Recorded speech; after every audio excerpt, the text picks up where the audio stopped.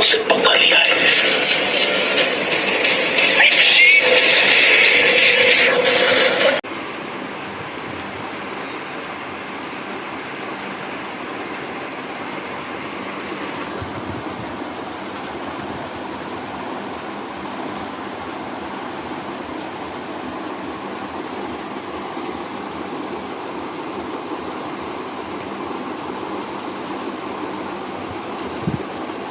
Come on, guys. It's going to be awesome because Aston Villa is going to take on Sheffield United. Let's see who win this match.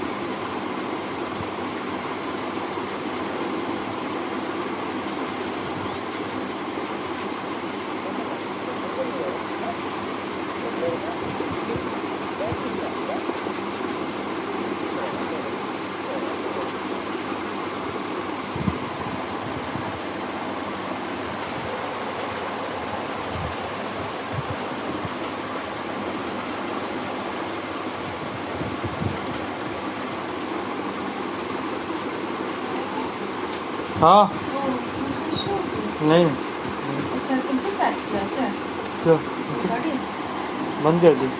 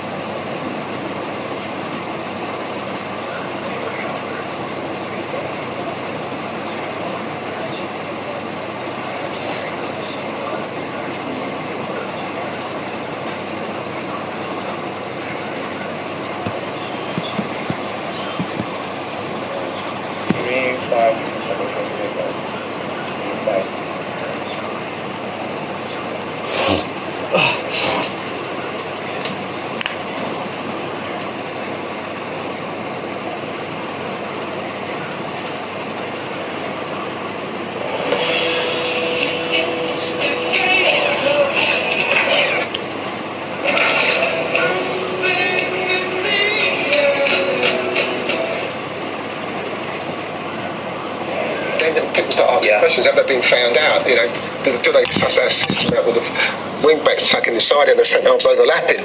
You know, so it's important they get something today. Yeah, I mean they have to have a performance. We understand a lacklustre performance in your first game of the season. It passes on. Second one, you have to go again. You have to. Very important game then for both of these clubs to kick us off at Villa Park. Aston Villa with their new boys, a new optimism. Sheffield United looking, as the boys say, for a response. Kick-off in the Midlands is next.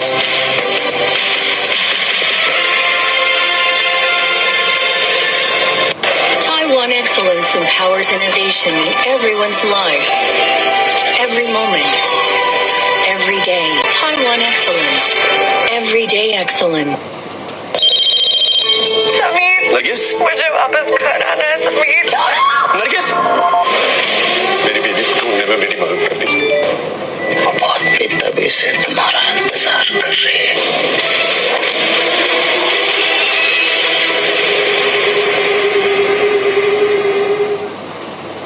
You're gonna beat a Ferrari with a Ford. Correct. Ford hates guys like us. Give me one reason why I don't fire everyone starting with you. Well, sir, we're lighter, we're faster, and that don't work. We're nastier. Ford versus Ferrari. If this were a beauty pageant, we just lost. You ready? I was born ready. Hit it.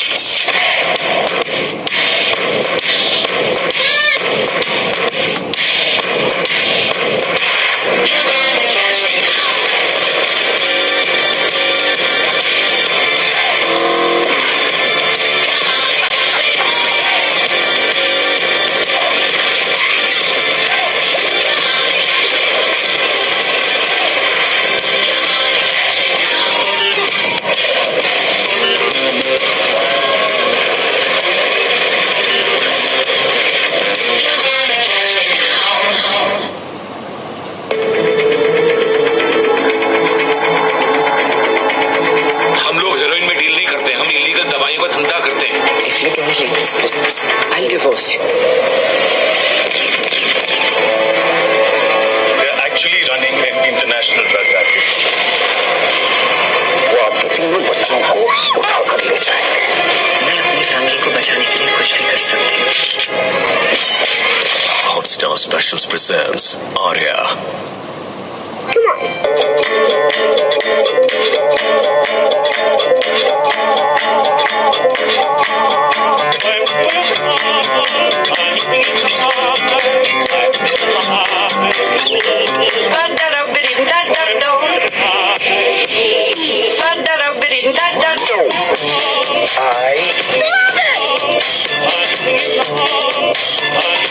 This is gold.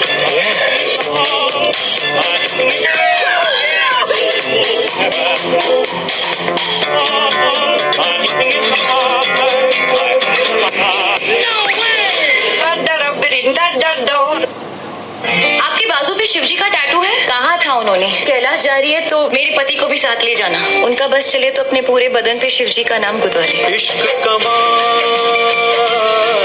बस तुम्हारी ये आखिरी duty पूरी कर लो, फिर हम चले वहाँ सीधा मेम साहब के पास।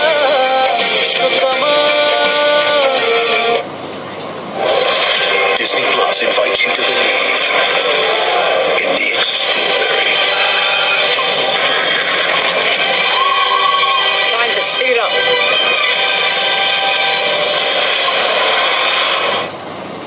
You're gonna beat Ferrari with a Ford. Give me one reason why I don't fire everyone starting with you. Well, sir, we're lighter, we're faster, and that don't work.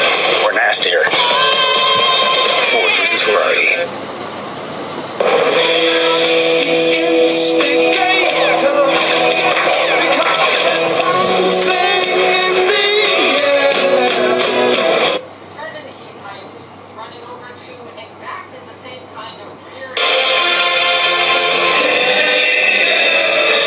Set then at Villa Park. Who do you fancy in this one, Paul? I fancy Sheffield United. I think there will be a reaction. I think Chris Wilde will get his men fired up. It's going to be tough, but I'd like to think Sheffield United will win it.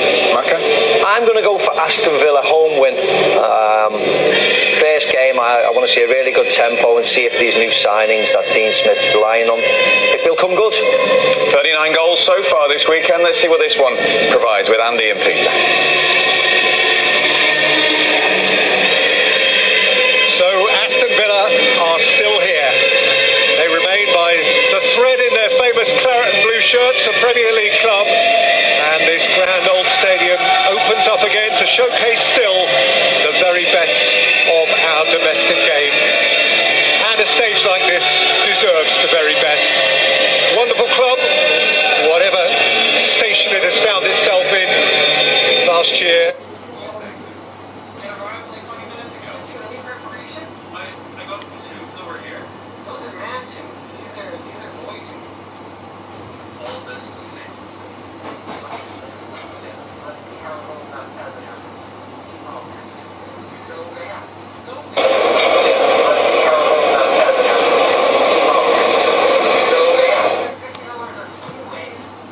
Townsend, but that song can translate itself into something a bit firmer, a bit more established. Yeah, a bit more tangible this season. Let's hope so, Peter. Certainly I do. That was a real roller coaster ride at the back end of last season. They were better actually when Project Restart came about. They defended better as a team. There was certainly improvement there. There's still a long way to go for Tyrone Mings and Co to rest easy with their defensive work, but they were better at that period, and I think that gave them a little bit more of a foothold in matches to potentially go and try and get some points, which in the end they just about did. And how excited are you about that fellow who we saw next to Tyrone Mings, yes, Johnny Watkins? I am genuinely excited, and I hope he gets off to a strong start. Look, any striker coming into a club, particularly someone from the Championship who the club have invested a lot of money into, he knows that eyes will be on him and there'll be a lot of awareness about him now, and so he's got to try and show everybody what he's about. I hope he can. Well, for Sheffield United, as they emerge here, an uncertain start to the new season has followed on from a rather anticlimactic end to the last, but nothing could dilute the universal delight of their defiance of expectation last time round. As for Aston Villa, well, they demand of themselves, he demands of himself this time, to avoid a repeat of July's heart-stopping jeopardy. Not just to cling desperately on, but truly to embed themselves, to belong, somehow in the clutch games of midsummer, they kept their nerve and saved their status.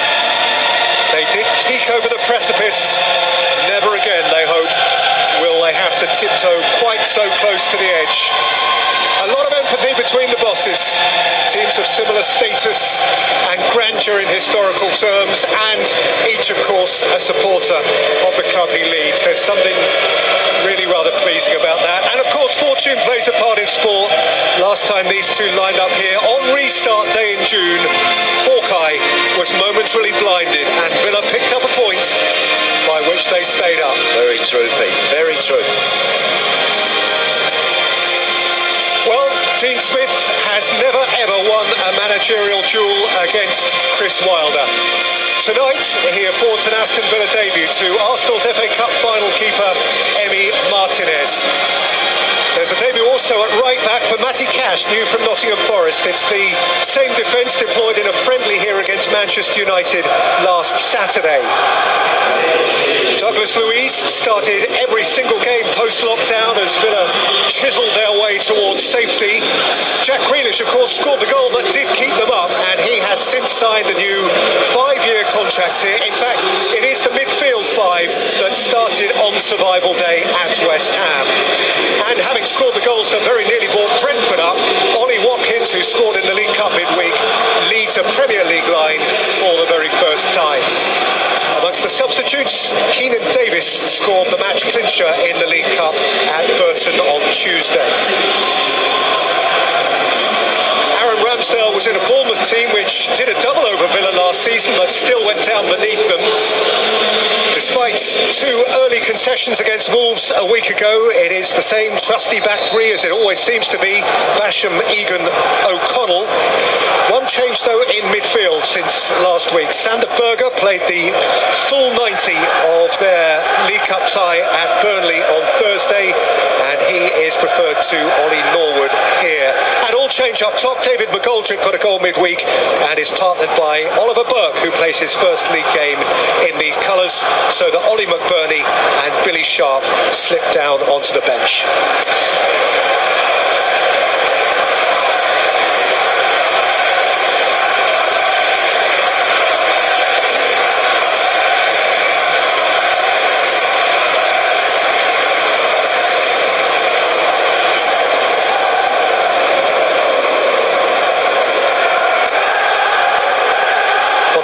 Scored more goals in English professional league football last season than Ollie Watkins, so he is a major point of difference for Aston Villa up top. Ollie Burke is a debutant at this level for Sheffield United. He did play 15 Premier League games for West Brom 3 seasons ago.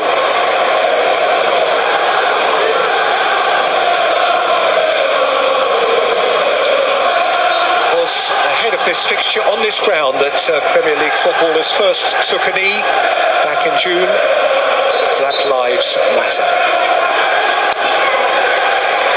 Well, there are those contending that this has been to date amongst the most entertaining weekends in the history of the Premier League. It has certainly been goal-blessed, 39 so far, 4 more in tonight's 2 games to match the highest ever return for a 10-match fixture list. This fixture, of course, finished 0-0 in June amid much immediate post-lockdown tension. Now it launches a fresh campaign at Villa Park with all the positivity and purpose it can muster. Yeah, looking forward to it, Peter. Looking forward to seeing how Villa are going to fare with their new signings on show tonight. The goalkeeper, Emi Martinez, very impressed with him in those 8 games at the back of last season for Arsenal. He looked very assured, very comfortable. Matty Cash in at right back again, should be very good going forward at the top end of the field, and I think everybody genuinely excited, and fingers crossed that Ollie Watkins can have a really strong career here at Aston Villa.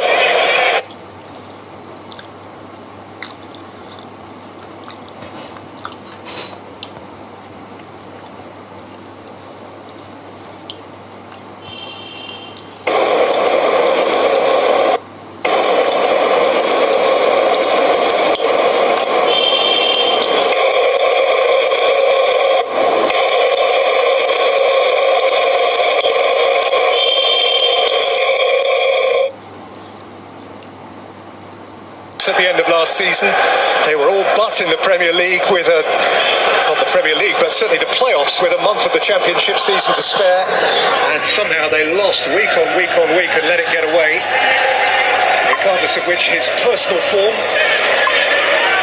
was sufficiently attractive to Aston Villa, who spent £16 million on him and afforded him a 5-year contract.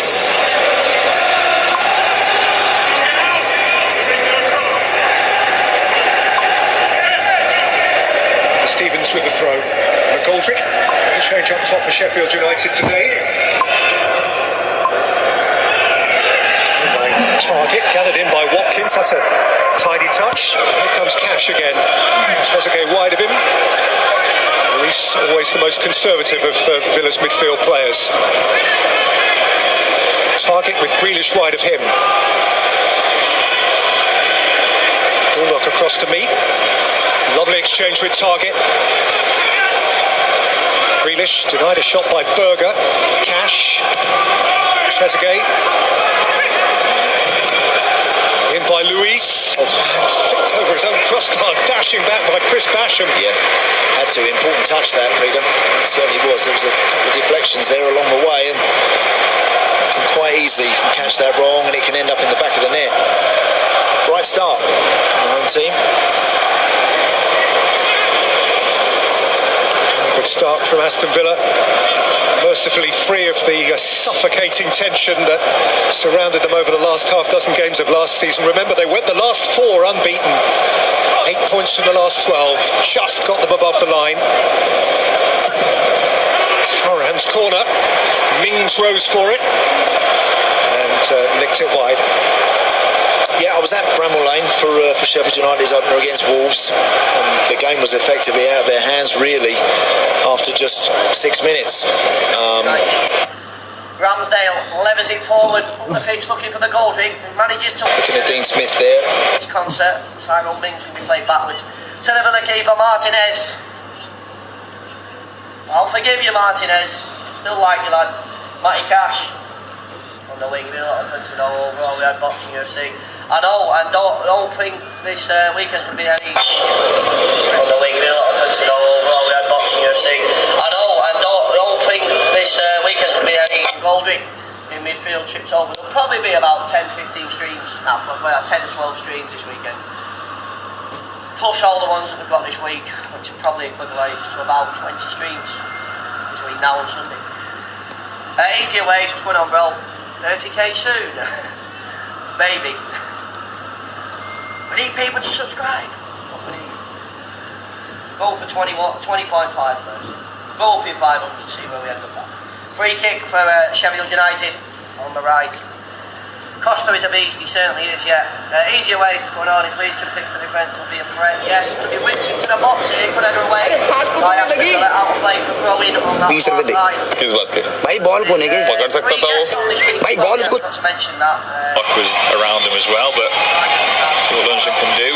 67 goals conceded last season for Villa. I mentioned they were poor at the back. Second worst record. Only Norwich City were better than that. As Lundstrom whips this ball, it's a low one. It's headed away though by the first man. Good header away target, the diving one. Only put it out for a throw on the far right hand side though, so Blades do have a little bit of early pressure. Half minutes gone, 0-0. Half minutes gone, 0-0. Independent studio coverage is a 4-1 now. It's this throw back. Now puts it down the line. Lundstrom delivers this one. It's a good looking ball as well, and there's McGoldrick. He's just beaten that one by Conser, who was really, really good there, the young centre half. He had to react, had to be on his toes, and he just snips in there ahead of McGoldrick. Showed really good strength. He's by no means prolific as Dave McGoldrick, but puts in the hard yards, pulls the defenders around him. He only got himself an opportunity to turn that one in. Just a last-ditch slide there by Conser, who got in front of McGoldrick. Otherwise, that's probably going to be an easy tap-in from 6 yards out. As Villa playing out from the back. Martinez under pressure, but very calm and composed by Martinez as he finds Douglas Luiz. Now it is with Mings on the left side of his box. He finds Huran, goes back towards the keeper Martinez. McGoldrick is chasing down, and Martinez does the smart thing there and just clears the ball out. And with Villa, they're going to bounce from the back. I think Sheffield United would say, fine, we'll just keep closing you down and try and force you into the mistake. It's not a good ball back from Huran, I have to say. Doesn't get enough pace on it. A couple of bounces and eventually finds Martinez. Grealish was brought to the floor. Heavily fouled last season was Jack Grealish. The likes of Wilfred Zaha and St. Maximan for Palace and Newcastle respectively is a long chip ball forward. They're looking for Watkins, is intercepted rather easily by the head of O'Connell. Now it is with Stevens, who comes down this left side. It's an interception by Cash, but can only ping the ball in towards the feet then of number 8, Sander Berge, towards this left side where O'Connell has the ball. He's just trying to get a little bit of passing going now. Get themselves a bit of flow. They've started the game against Wolves terribly, like I mentioned, conceding twice in the first 6 minutes. They also had a League Cup defeat in midweek as well, a penalty loss to Burnley after the game ended 1-1. So a little degree of pressure on the Blades to get themselves going. So it's going to be difficult to replicate the season they had last time. They were the surprise package, so they just missed out on European football. Can they do it again? It's going to be second season syndrome for them. It's started very well for them in terms of their league and out of the cup already, but I don't think they can take something from this game. Just took over the 8-minute mark. Aston Villa 0, Sheffield United 0. Ramsdale then just plays a long ball forward out of his hands with the right foot, and Mings wins his header against McGoldrick. It drops down in the middle of the park. That's pulled by Basham. They're miscontrolled, and now Villa have got a chance to counter down this left-hand side. It's Watkins. That's a really good challenge that comes in from Egan, and he plays a little 1-2 with Lundstrom as he works his way towards halfway. Then he feeds one down the line there, looking for Berg, but his first touch, it just skims off the outside of his right boot and just squirms away for a throw-in. Aston Villa have possession back. Target will take this throw. He's pretty much level at the edge of his own penalty area. He'll take this throw. Looking problems at the moment. Maybe just get his boot back on. Just got caught on the ankle potentially as this throw when it's taken by Target. Finds Watkins down the line, but he's just been eased off the ball there. Defending again, this time from Basham. Now it is with O'Connell inside his own half. He finds the ball then towards Egan. He plays a long ball forward. It's headed away by Mings, but it was picked up though by Lundstrom. Maybe an opportunity now. Looks for McGoldrick. Finds the ball out to the right hand side again. It's now with Baldock, the right wing back. He just flicks it ahead of him. Maybe an opportunity. Tries to play a little ball back in there. It's number 14 Burke, but quite get it right. And then Aston Villa trying to run the ball out. Jack Grealish has been fouled again, and John Lundstrom is actually going to go on the book here. Well, I expect the booking so early on in this game, but the referee happy with this. Trying to, well, yes, it's a bit clumsy. It's a bit late from Lundstrom actually. Grealish is trying to run it out from the edge of his own penalty area, and then Lundstrom is just late on him, slides in, takes him down, and referee this evening, Graham Scott, dishes out the first yellow card. So Lundstrom is in the book. To be careful now. He was a key player for the last season, was Lundstrom. To watch himself if he wants to stay on for the remainder of this game. Martinez has the ball back inside his own penalty area. Finds Concert. Just goes back inside towards Martinez again. Villa happy to try and pass the ball out from the back. They to try and needlessly give away possession. Almost caused them a problem a few minutes ago, but continuing with this system, this philosophy. As a lot of teams do that now, to be fair, trying to play it out from the back, as Mings then just plays a ball upfield, and McGinn trying to get on the end of that one. It falls to Grealish though. He then just flicks a ball down the line, looking for the Scotland international McGinn, who's continued his run, and he's held on to possession, tries to play it inside. Grealish leaves it then for Target, who's on the attack, and Target, his ball doesn't find Grealish, then Target goes down in the area, and the hands are out from Grealish asking for a penalty. Didn't look like there was much in that one. I'm sure VAR have a little look at that as play is still going on. Sheffield United have possession, and now Sander Berge got a chance to stretch his legs as he comes over halfway, feeds the ball out towards his near left hand side as Stevens now comes forward. He's looking for options ahead of Burke. He tries to slip in Burke there into the box, but he's been marshalled really, really well by Tyrone Mings, who before signed a 4-year contract a few hours before this game started. Is Watkins now is trying to get on the end of a long ball forward. He's saying, I'll have my shirt pulled. Then the Sheffield United skipper John Egan is saying the same thing. Oh, is he giving a red card here? I think he's giving a red card. Well, the camera's panned away.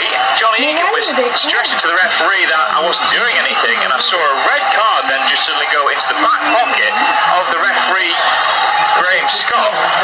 And I think John Egan is being red carded. I think they'll have another look at this through VAR. We'll see this again. Long ball forward by Tyrone Mings. Watkins is the wrong side of Egan.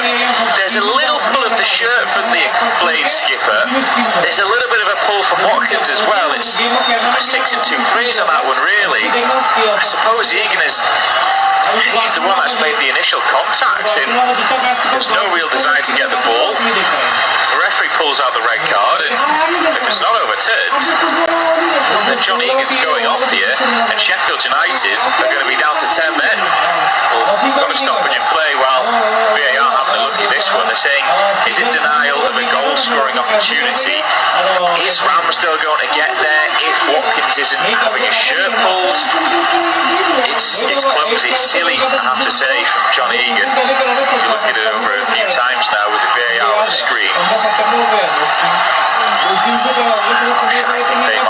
I don't think there's enough doubt to overturn the referee's decision here. He's still a long way out of goal. That's the only thing. He's still a very long way from goal there. John Egan, though, is pulling off the captain's armband, and it's a red card. John Egan is off. A red card then. That has been upheld after VAR looked at this one.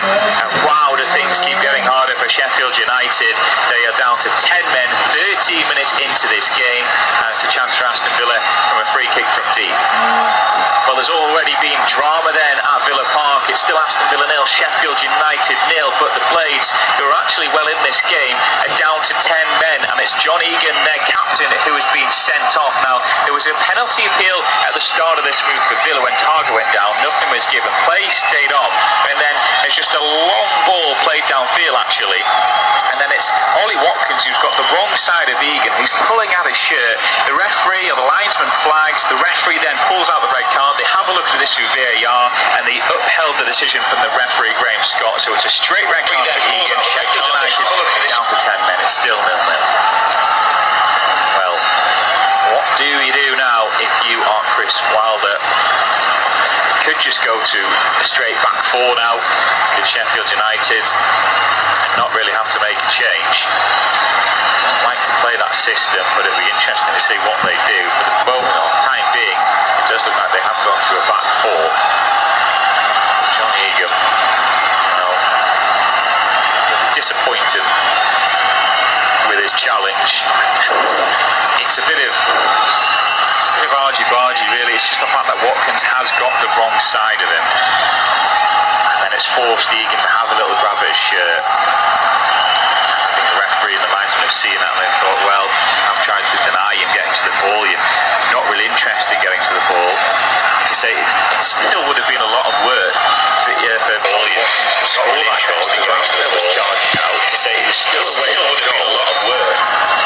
It would have been a really tidy finish from Watkins, so I think that's just a bit of rush of blood to the head by Egan. But Sheffield United have a free kick now as they whip one in towards the far post. It's headed away and behind by Curraham. It'll be a set piece, and set pieces could be one of the best opportunities now for the Blades. Now down to 10 men with Egan being sent off. So this again, Sander Berge coming at the far post. It would bash him as well. Curraham though wants to get his head to the ball first. So 15 and a half minutes gone. Aston Villa 0, Sheffield United 0. Listening to on-tube independent studio commentary. Strum just slowly walking over then to take this corner kick for the Blades. And they look at the goal just to pressure on them a little bit. Got Berge, Connell, Basham all standing in the line now, trying to part when this ball eventually comes in.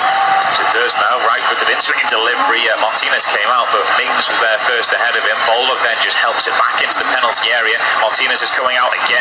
This time he captures it. That's good goalkeeping then from the former Arsenal man, and he goes for a long ball forward there first time, looking for the run of Trezeguet.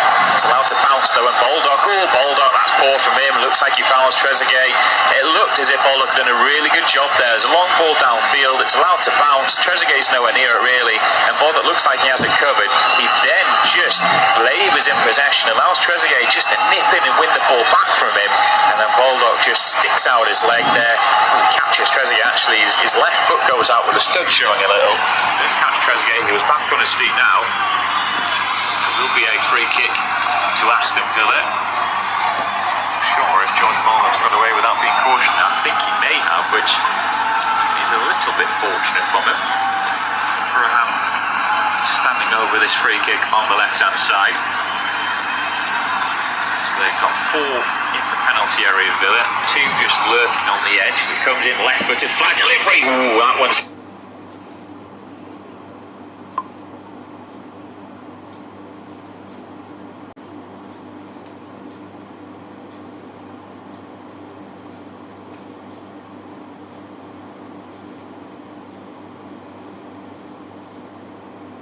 Childhood to worry.